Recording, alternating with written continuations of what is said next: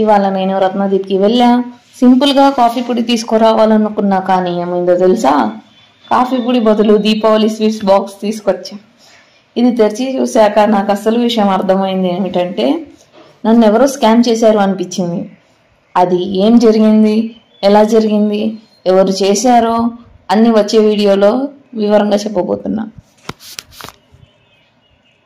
Video నచ్చితే like చేయండి, subscribe చేయండి.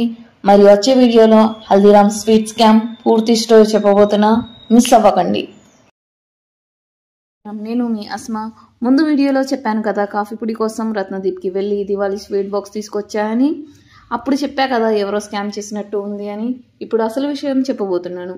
ఈ బాక్స్ రేట్ వచ్చేసి 455. సరిగ్గా చూసుకుంటే ఓకే అనిపించింది, కానీ తర్వాత క్యూరియాసిటీ వచ్చింది.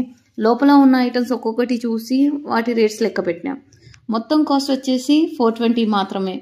అంటే ఇలా 35కి సర్ప్రైజ్ కొన్నట్టే. లైట్ తీసుకుందాం అనుకుంటే ఆ స్వీట్స్, ఆ రసగుల్లా టేస్ట్ చాలా వరస్ట్గా ఉంది. కనీసం ఒకటి కూడా ఎవరు తినలేకపోయాము, అంతా అలానే వేస్ట్ అయిపోయాయి.